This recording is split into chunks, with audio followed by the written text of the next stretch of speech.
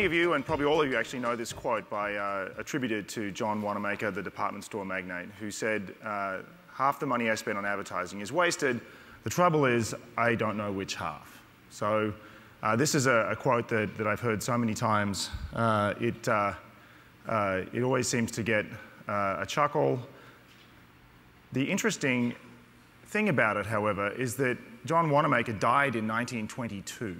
So if you think about what was going on in the world back then, we don't know exactly when he said this quote, but it was certainly before the advent of quantum mechanics. It was before we had discovered penicillin. It was before radar, lasers, jet engines, space travel, so on, the internet. If you go back over the last 100 years, there has been tremendous sort of mind-blowing advances in medical science, in physics, in engineering, and yet we are still asking ourselves this question: which half of our advertising is wasted? And so the question that David and I would like to pose today is, how is this still the case after all this time and in spite of all this other advance that has been going on in the rest of the world? So, both of us have been sort of asking this question to people in the advertising community, and obviously we have many of those among our colleagues at Yahoo as well. And we get two kinds of responses, and I'm sort of oversimplifying a little bit here. But the first one is that it's sort of impossible to measure advertising effectiveness, and this is particularly true in the world of brand advertising, where it sort of seems clear that advertising works at some level, but that its effects are too long-term or intangible or whatever to actually measure, and this is really not something we should. It's a sort of a silly question to even try to measure the effectiveness of advertising. And the second response, which is interesting because it's sort of the opposite kind of response, is that not only should we know how to measure the effectiveness of advertising, but that in fact we do, and we do it all the time, and we have tons of metrics these days, and obviously many people here at this conference are involved in the business of data collection, and we have lots of people doing research on that data, and very sophisticated statistical models and so on. And so actually, Wanamaker may have been right back in the 1920s, but he's not right anymore. So I just want to make a couple of comments about these different kinds of responses. So first, the sort of impossible response. At first glance, this seems like it's sort of an oxymoron, right? That you can't sort of both know that something is effective and also claim not to be able to measure it. Either you can measure it or you can't be sure that you know. But I think, to be a little bit fair, really these sort of the knowing and the not knowing apply at different levels. It's very hard to imagine, if we did no advertising at all, what that world would look like. It certainly seems implausible that if a particular brand stopped advertising altogether, that would have no impact on their future sales. And so we feel pretty confident in saying that at some level it must work, but that it's also very clear that so many things are going on in the midst of an advertising campaign, and so many other things are affecting it, and there are so many people involved and so many people making decisions, that it's just all too messy, and there's really very little signal there that one could try to extract. And so I think that's sort of really what people are meaning. But this is still a problem because we could say the same thing about medical science. If you go back to Wanamaker's time, or a bit earlier, at the beginning of the 19th century, it was sort of right around that time when, or just before that time, if you were sick, it was actually not clear whether it was a good idea to go and see the doctor or not, that he was just as likely to make you worse than he was to make you better. Now, obviously, that's not true anymore, at least most of the time. And so you could say, well, over the last 100 years, medical science has made tremendous gains, and it's clear that the investments that we've made in it work at some level. But this still doesn't mean that we know the effectiveness of any particular new drug or any particular new procedure. And actually, we go to a great deal of time and trouble to try to evaluate exactly that. So if we do that in medical science, it's not so clear why it's impossible to do it elsewhere. It's also not clear that it is impossible to do it elsewhere. It may be difficult to do in advertising, but not necessarily impossible just by construction. So why not apply the same standards of evidence to advertising that we do in other kinds of science? OK, so the next response is, well, we've already done it. We don't need to try any harder because we have a tremendous amount of data these days, and we have an increasing ability to analyze that data. In fact, maybe we're swamped in data, and the problem is actually how to deal with it. There is in the last sort of 30 years, there's been sort of very significant advances in the sort of state-of-the-art of statistical modeling. But all of this has a sort of deep underlying problem, which is that it's based on really just observational data. Right? And there's nothing wrong with observational data per se, but when you look at trends in observational data, really all you're measuring is correlations between sales and advertising. And what you actually really care about when it comes to effectiveness is whether the ads are causing the sales, not whether they're correlated with them. OK, so this is a very simple point. And in fact, everybody knows it already. Anybody who has taken even sort of introductory statistics or even sort of heard about introductory statistics knows that correlation is not the same thing as causation. And so why do we even need to harp on this point? Well, the problem is that even though we know this, we continue to act as if they are. And we continue to, when it comes to explaining particular things, we very often fall into the trap of substituting correlation for causation. And so if you go on a diet and you lose 20 pounds, it seems just obvious that the diet caused the weight loss. It just sort of seems implausible that anything else could be responsible for that. And yet, we also know that when people go on diets, they do lots of other things as well. They sort of take care of themselves, they exercise more, they sleep better. They do lots of other things that could also be responsible for the weight loss. And yet, because it's the diet, and usually sort of some particular combination of things that you're eating that you're focused on, it's overwhelmingly tempting to attribute the causal effect to the diet itself and not to all these other things that you may or may not be doing. And this actually is a problem with human behavior in general, that the fact that we have great intuition for human behavior can be extremely useful. We can imagine why people are doing what they're doing simply by sort of mentally projecting ourselves into their situation and asking ourselves, what would we do if we were in that situation? And this can be very helpful for us. But the problem is that with all this intuition, we can sort of always come up with a plausible story. So when we sort of see something happen in the world, which may be an advertising campaign, and we see some response from the target population, it's all too easy for us to come up with a plausible story about why people did what they did. And we are then tempted to conclude that we can explain what caused them to do that, when really all we know is that we did something and then somebody else did something. Right? X happened, then Y happened. Doesn't mean that X caused Y. OK, so where does this come up in the modeling world? Well, all of these statistical models really have to, which again are relying on observational data, have to exploit some sort of variance, right? If you want to say that advertising is causing anything, you have to have some variation in the level of advertising, and maybe that's over markets or over time. And you need to, the key question that arises out of that requirement is what is causing the variation in advertising, right? So one very common reason for variation in advertising is that you're setting your advertising based on your previous year's sales, right? So if you sold a lot of things last year, then maybe your advertising budget will go up for this year. And as long as there's some sort of correlation between sales from year to year, there'll be a correlation between the advertising and the sales.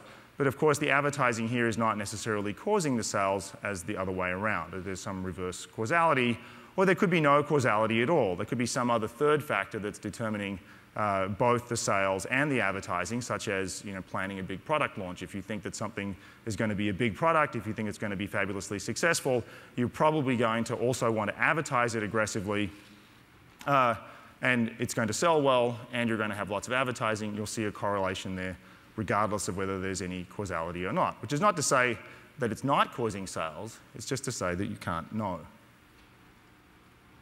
But there's also another kind of problem, and this was sort of highlighted a couple of years ago in an article in Harvard Business Review written by Magid Abraham of ComScore, who showed some very, very striking results about the effectiveness of online advertising.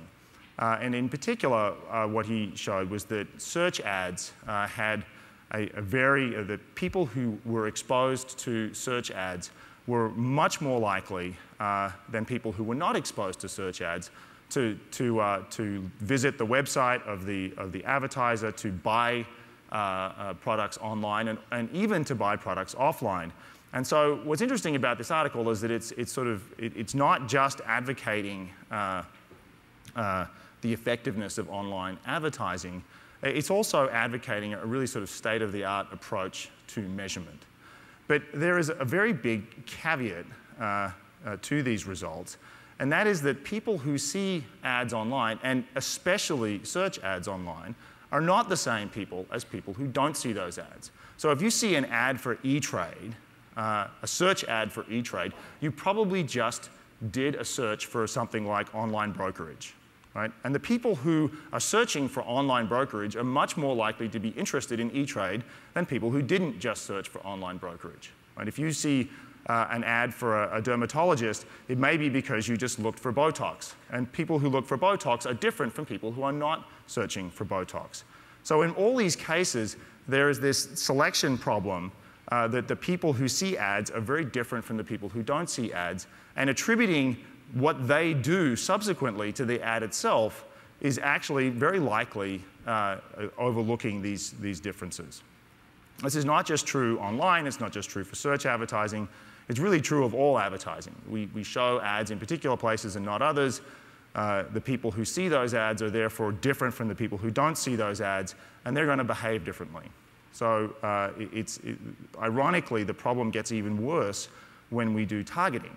And so when we specify the particular kind of group, usually the group that we think are most likely to be interested in the product, those people are also most likely to buy the product even if we don't advertise to them. And so much of that advertising could be wasted as well. So the more we can target, the more effective we are at reaching the people that we think will be interested in the product, the more unsure we are of the effectiveness of the advertising itself. That really what we want to do, or what an advertiser should want to do, is advertise to the marginal customer, the one who will buy the product if they see the ad and won't if they don't. So how are you supposed to do that? Well, the solution is that you have to randomize. That you have, if you split the population into people who are treated with the ad and people who are not treated with the ad, and we'll call the latter half the control group, we have to assign people to the treatment and control group randomly. And this is the only way to be sure that we've controlled effectively for all of these selection problems and all of these other endogeneity effects. Now, this is actually not a new idea. It's not sort of remotely controversial. This is something that, again, in medical science is completely conventional. We do lots of observational studies in medical science, and they also suffer a lot from the selection problem, that people who faithfully adhere to various kinds of treatments, people who regularly visit the doctor, who take the pills that they're given, are just different from people who don't. And trying to attribute the effectiveness of a treatment or a pharmaceutical to the difference between these self-selected populations is notoriously difficult, and that's why in medical science the gold standard is always the randomized trial. So is it actually possible to do this in advertising?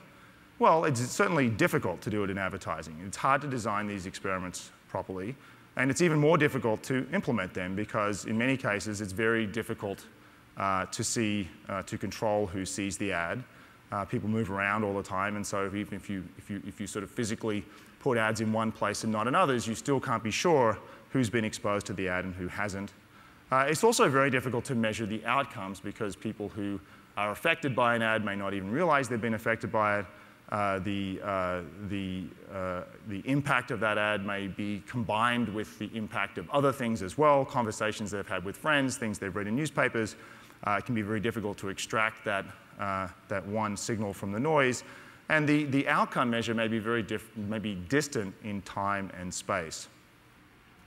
So that's not to say that it can't be done, and in fact it has been done in the past in small campaigns.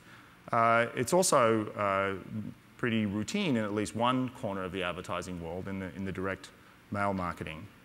And increasingly it's possible in online advertising, and so that's of course where we're most interested.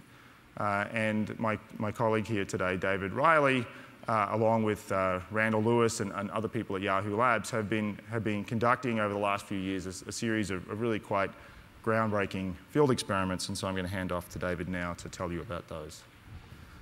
So I'm going to start showing a lot of data, so please take a sip of coffee or whatever it is you need to do to get yourself going again. We are putting the experimental method to good use at Yahoo, as Duncan said, and we've managed to get several clients to agree to doing careful experiments. And it's been difficult to convince advertisers to do this in many cases because, first of all, if you're going to do a randomized experiment, you have to give up some reach. And typically, the more reach you give up, the more precise the estimates are going to be. So that's one hard sell. The other is sharing data on outcomes. Sometimes that's difficult to arrange, but we've managed to do it with several clients, including 3 retailers who have provided us with offline sales data. I'll be talking about a couple examples from one of those retailers today, and then we're actually in the process of analyzing data from the other 2 retailers. We've also worked with several online service providers where we've been able to install conversion beacons and do the experiment and measure the difference in some online action that the advertiser is interested in. And then we've also been eating our own dog food and running these experiments with internal Yahoo ad campaigns. So whenever we run house ads for different services such as Yahoo Search, we get to see whether, okay, do people search more as a result of seeing display ads for Yahoo Search? So we can measure a variety of outcomes. I've sort of alluded to this already. We can measure online sales or other online actions pretty easily. We can, in special cases, measure offline sales, and we're working on increasing the number of ways to measure offline sales at the individual level and match to individual Yahoo users. So that's pretty exciting. We can do survey questions. We can measure the impact on online search keywords of interest. So if you want to see if you're Macy's and you want to see how much more do people search for Macy's as a result of seeing our campaign, we can do that, or McDonald's or Nike or whoever it's going to be. All right.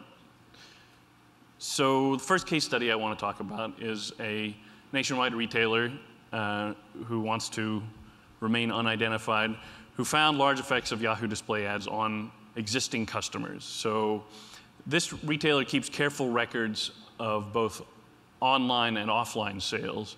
They believe they correctly attribute more than 90% of their in-store purchases to the correct individual customers. So I'm in there. When I check out, they say, aha, this is David Reiley. Here's his name on the credit card.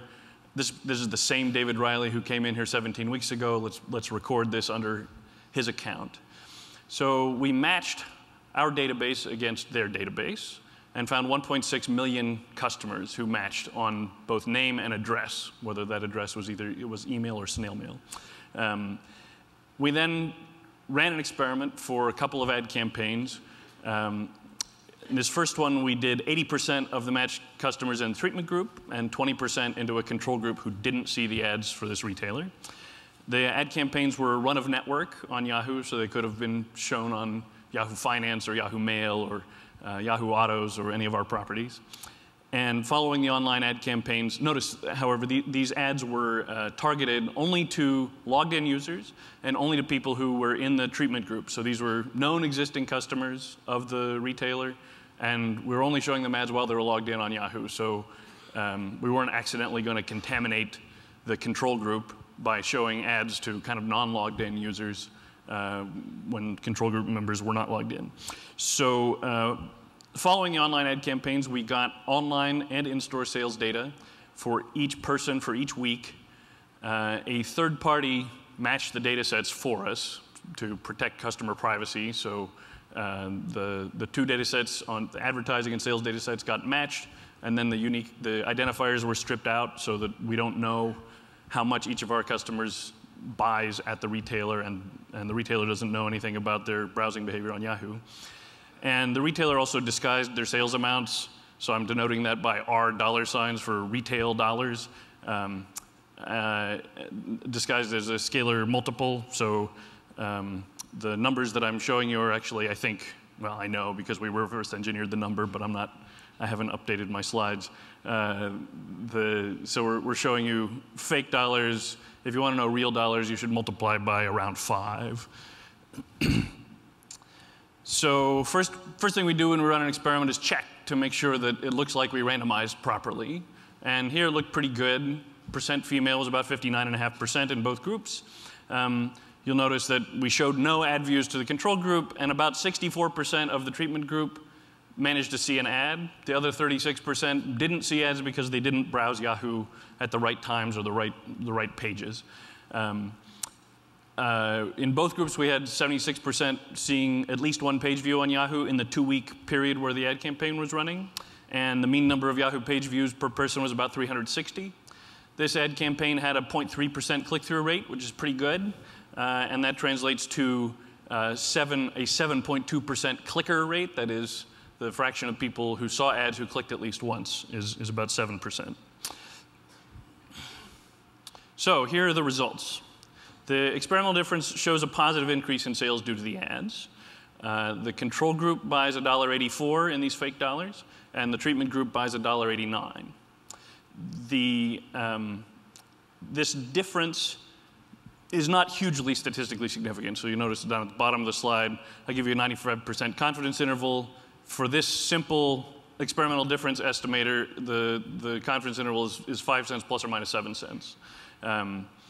And notice that this is the treatment effect on the intent to treat, right? I had this 36% of people who were not seeing the ads even though we targeted the ads to them.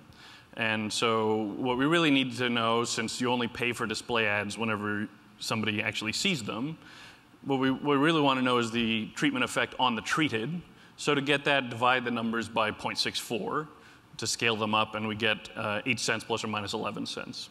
So we're seeing a positive effect. It's somewhere in the neighborhood of 4 or 5% increase in sales, but huge confidence interval on it. Next, I want to show you, though, what happens if you use observational data. So let me throw away the control group.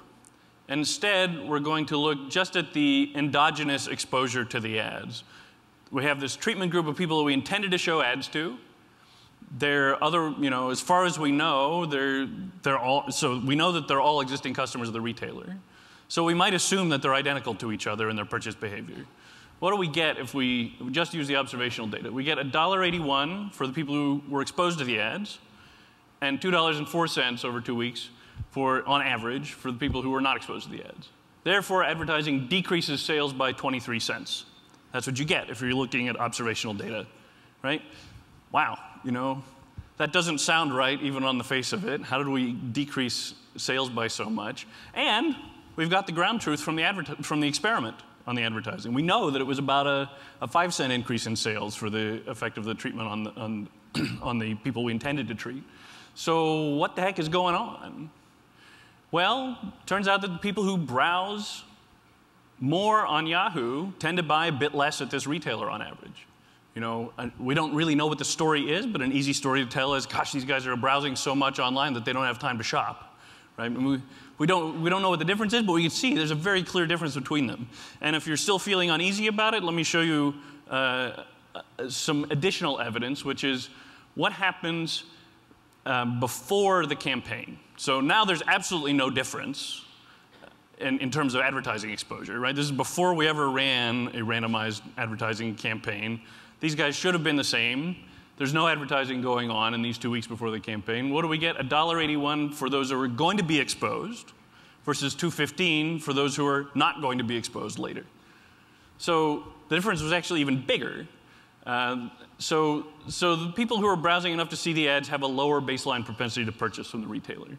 And we really need the experiment in order to see that.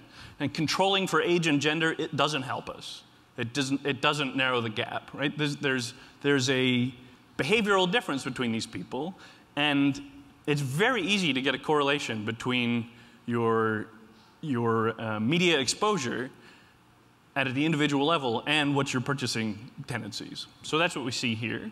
And that's, I think, if you don't pay any attention to the rest of this talk, make sure you noticed this slide, right? That you get exactly the wrong answer. You get something opposite in sign and much bigger if you look only at the observational data and you don't have an experiment. Okay, so it looks like, if you see in the control group, the difference between $1.95, $1.84, the sales went down by about 10 cents between the period before and the period during the campaign. And the same thing for the unexposed group. There's a 10-cent decline from $2.15 to $2.04. And then the exposed group, part of the treatment group, their sales hold constant. So what looks like is happening here is that the effect of the advertising, you know, this happens to be a period of time where they're selling a bit less than they did in the previous period. There's a lot of variance over time in these retail sales. And the advertising prevented this fall for the people who actually got exposed in the experiment. So what we're going to do is make use of that to get an even more precise estimate of the difference. If you grant me that we've seen this heterogeneity between the people who browse enough to see ads and people who don't. If you grant me that those purchase differences are constant over time, so those differences between people are not changing over time. They're just guys who buy a bit more and guys who buy a little bit less. Then we can do a difference in difference estimator and actually shrink our standard errors. And so what we get is an estimated effect per customer of viewing ads. As you saw on the previous slide, it looked like about a 10-cent difference. So our estimate is 10.2 cents with a standard error of 4.3 cents. So this is now, you know, significant even at the 5% level. And the confidence interval, 95% confidence interval for the estimated sales of impact is about $83,000 plus or minus 70,000. And again, these are the fake dollars that the retailer disguised their numbers with. So what did I do to get that? Well, I took the 10 cents and multiplied it by 814,000 people who saw the ads. And so compare that $83,000 with the cost of the ads of about $25,000. Again, I had to know the scaling factor in order to find out what the cost was. And this is for targeted advertising. We did a custom targeting model just to people that we knew were existing customers of this retailer. So it was a fairly high cost per impression. And what we see is a 300% increase in revenue relative to cost. And we haven't even looked at whether there's something that happened after the ad campaign yet, right? So it looks like these ads paid for themselves. So note the wide confidence interval, 83,000 plus or minus 70,000, but this is actually much narrower than in a successful IRI behavior scan test. We talked about these brilliant split cable TV system experiments. Their threshold level of significance, as reported in academic articles, is a 20% one-sided, one-tailed test. So if you use that level of significance and you find something that's kind of just barely successful in behavior scan, you would get a confidence interval more like 80,000 plus or minus 190,000, a 95% confidence interval. So, so another message is that by using the massive scale of a company like Yahoo and being able to do individual level experiments, not with just a sample of 3,000 people in a cable TV market, but 1.6 million people, we can shrink the uncertainty in our estimates of the effects of advertising.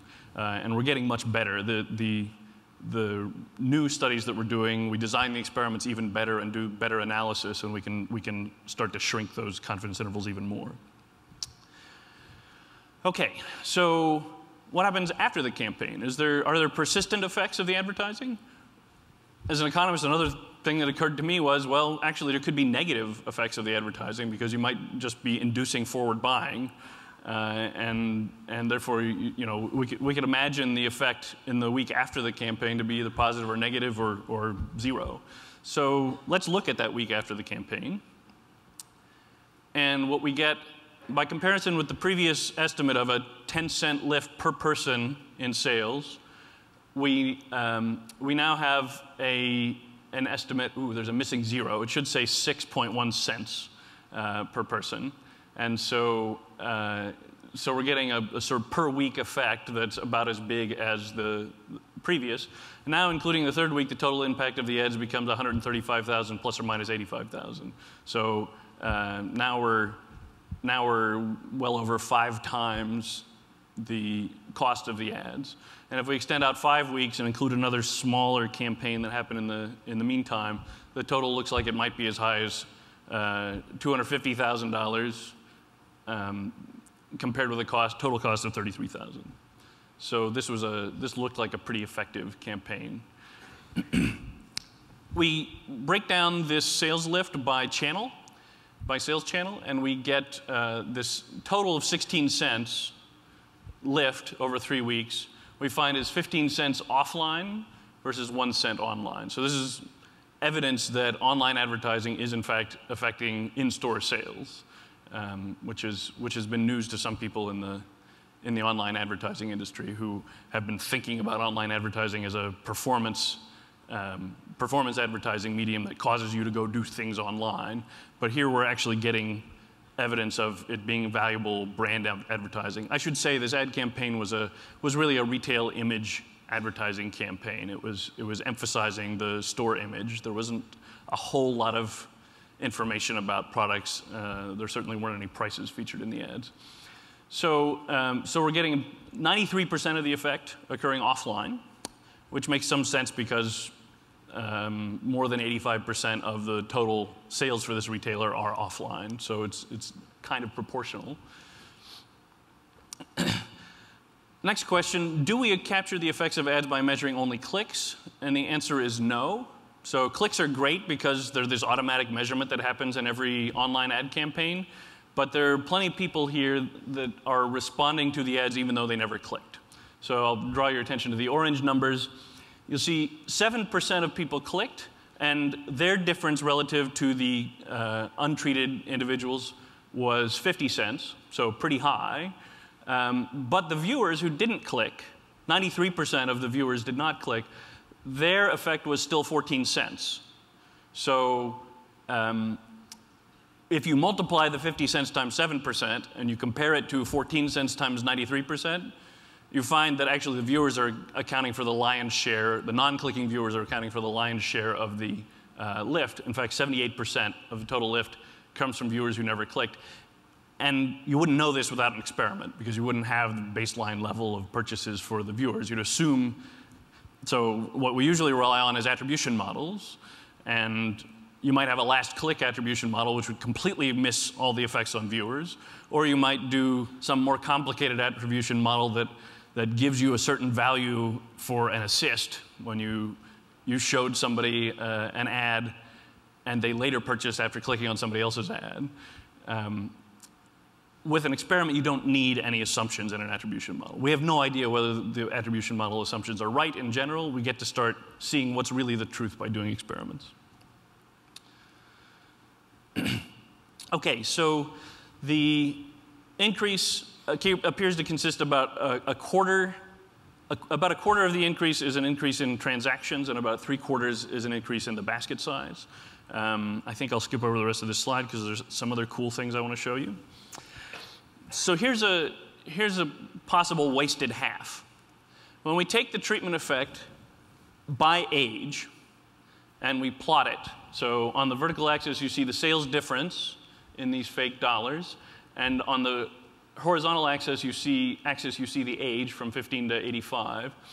You can see that the curve is pretty small and flat near zero for everybody from like 15 to 45 years old.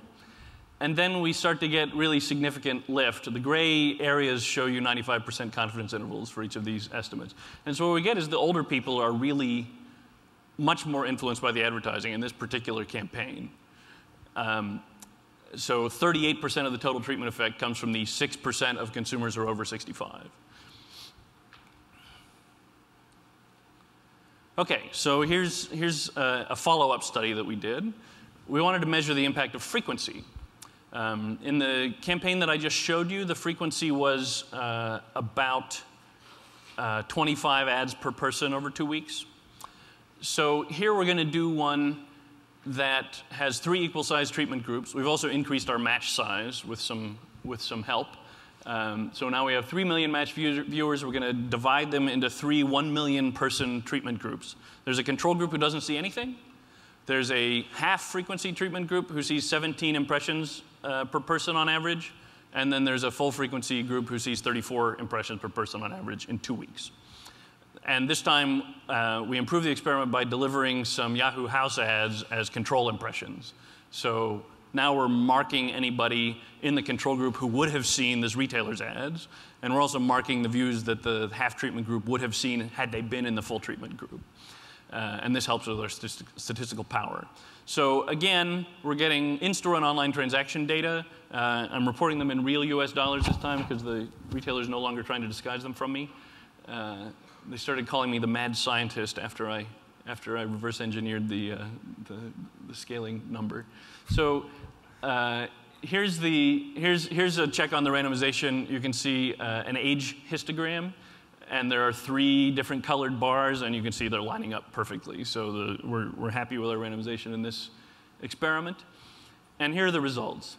The frequency, in my opinion, has a surprisingly high marginal impact when we go from 17 to 34 ads per person in 2 weeks.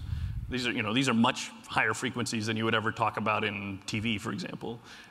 So the mean purchase amount for the control group was $17. The mean purchase amount for the half control group, the half treatment group was $18, and for the full was $18.22. So we see the difference from the control is 36 cents for the half treatment and 60 cents for the full treatment. Again, we've got fairly big standard errors, but you can see easily that these are statistically significant. That the full treatment is statistically significantly different from the control, and the full is more than 50% larger. The difference from the control, that 60 cents, is more than 50% larger than the 36 cents. So it's not like you're tapped out once you've shown people 17 ads. In fact, going from 17 to 34, there's still quite a big marginal effect. And so it taught me the diminishing returns were not nearly as high as I thought they would be. Here's another really cool result that's pretty new. The impact of the ads is greatest for those who live within 2 miles of a retail store. So here, instead of decomposing by age, I'm plotting you the treatment effect by distance from store. And we have great data on 9-digit zip code of each individual, so we can actually compute this pretty precisely. If all you had was a 5-digit zip code, you couldn't do it because the zip codes are too fat. So we compute distance to the nearest store. We plot that. I'm only plotting it out to 5 miles, but we can show it further. The treatment effect is positive for everybody. We're smoothing this with a bandwidth of only one mile. So what you see is this tremendously declining effect. Still positive for people who live 5 miles out. But if you look at all customers, there's a 50-cent average effect over both of our treatment groups. Which is a 7x return on ad spend for this particular set of ads. That 50 cents becomes $3 if you were to decide to target only people who lived within 2 miles of a store. And if you'd done that, you would get, if you do that and the results come out this way, you'd get a 36x return on ad spend. Okay, one more example I want to give you about correlation versus causation. I've never shown this one before, so I hope I can manage to get this one across. So here's another outcome you might be interested in. How many times did somebody search on your brand keyword at Yahoo? And so let's look at the people who got exposed to the ads. We see that there's a big spike right after, so what you see is seconds following exposure to a display ad for this particular advertiser. And you see how many people searched during that time period. So it's just a histogram by time. How many different people are there who are doing searches? Big spike, lots of people are searching within seconds of having seen a display ad.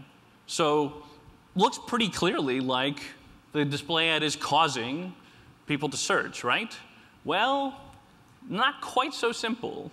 If I take the sum over this entire histogram, I would conclude that 1,300 searches take place within 5 minutes of an ad impression. I would conclude that was due to the ad campaign.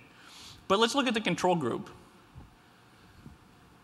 The control group is shown in blue versus the treatment group in green.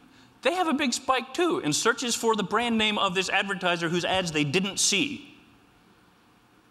Where's that coming from? Well, what we've been able to document in a paper that I'll show you whose reference I'll show you on the next slide, we've been able to document that there's a phenomenon we call activity bias. If you're doing something online, you tend to be doing other things online. And it's kind of, once you think about it, it makes some sense that if you're on Yahoo looking at a display ad, you might also be on Yahoo doing searches for things. Not just the retailer's brand name, but all things going on, right? All searches you might be doing online. So what you can see from this is clearly the effects of the advertising are there in searches, but you would have sure overstated them if you hadn't done the experiment. So now I'm getting 560 searches, which is the difference between the green bars and the blue bars summed up, not the 1,300 that I was getting by assuming that the entire histogram of green bars was due to the advertising. So we call this paper Here, There, and Everywhere because it's about correlated online behaviors leading to overestimates of the effects of advertising. And we document several examples of this. We did one where we saw the impact of display ads on search queries for an advertiser's brand, like I just showed you. We did another one with impact of display ads on online conversions for an online service provider, new account applications. Again, saw the same thing. If you just looked at how many conversions were happening shortly after the ad was shown, you would greatly overestimate the true causal effect of the advertising, because when we have a control group, we see that some of them are signing up for accounts too, right? And if you assume that they wouldn't have signed up for an account in the absence of the ads, you're going to get the wrong answer. We also did one that particularly surprised me. We wanted to measure our own ad effects. We decided to recruit workers on Amazon Mechanical Turk, and we paid them to look at a Yahoo video ad, and then we tracked their cookie on Yahoo and saw whether they were visiting Yahoo pages. And again, we would have concluded, if we'd only had a treatment group, we would have concluded that they were searching a lot more, that they were browsing Yahoo a lot more as a result of seeing this cool video ad. But in fact, when we compared it to a control group who we didn't show the video ad to, we showed them instead a political ad, there was almost no difference. There really was no effectiveness of that particular ad campaign. So we intend to do lots more experimentation at Yahoo. We're currently building an experimentation platform to make this process easy and scalable. We're very pleased to have just brought on board Ken Mallon, who has a ton of industry experience, and he's directing a unit called Ad Labs, that is entirely devoted to measuring effectiveness. And we're looking for clients who are interested in using experiments to measure online ad effectiveness as we continue to improve this technology. So if you're interested in this, please see me, or please contact me or Ken. Lots of Yahoos that make this possible. Tons of people that I have relied on to be able to get these experiments done and analyzed. And I want to close with a plug for my colleague's brand new book that will be hitting the shelves next week. The title of the book by Duncan Watts is Everything is Obvious Once You Know the Answer. And it's related to what we've been talking about. In fact, there's a chapter that talks about the advertising experiments, because the thesis of this book is that paradoxically our intuition for human behavior might actually prevent us from understanding it very well. So we can always imagine how advertising will affect people, as Duncan was talking about, but that's not the same thing as knowing how it affects people. We'd really like to be able to measure it using experiments, but often that's not done. There are similar problems that arise in business, government, and science. You know, in social science questions, people often say it's not rocket science, which Duncan points out is ironic because we've made more progress in rocket science since Wanamaker's day than we have in dealing with almost any social science issue. So if you want to know more about the book, please visit everythingisobvious.com. In addition to the online advertising, was there any other advertising going on for that same retailer or that same product? I'm not sure exactly how much advertising was going on for this retailer. They sometimes engage in print advertising, and they certainly do direct mail catalog stuff. The nice thing about the experiment is it doesn't matter for measuring the marginal impact of the Yahoo advertising. Because we randomized, any exposures in other media we know had to be the same between the treatment and the control group. Yep. If you don't have the scale of a Yahoo, or you're doing a different type of advertising or marketing initiative that's not online, is the result of your research and your recommendation that if you can't do a randomized experiment, that you should not do test control at all, because you might lead to a misleading conclusion? Yeah, the message is I want you to take your results with a grain of salt whenever they rely on observational data. And I want people to start thinking about what are the other kinds of correlations, the other things that could have caused these correlations besides the actual ad exposure. We do a lot of work.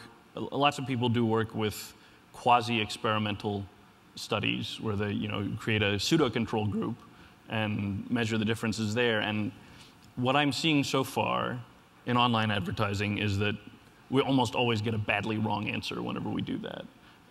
Some studies I'm sure are better than others, and some conditioning variables are better than others. So for example, if you can condition on past sales, then that's pretty good. And that's actually what I ended up doing to try to get more statistical power.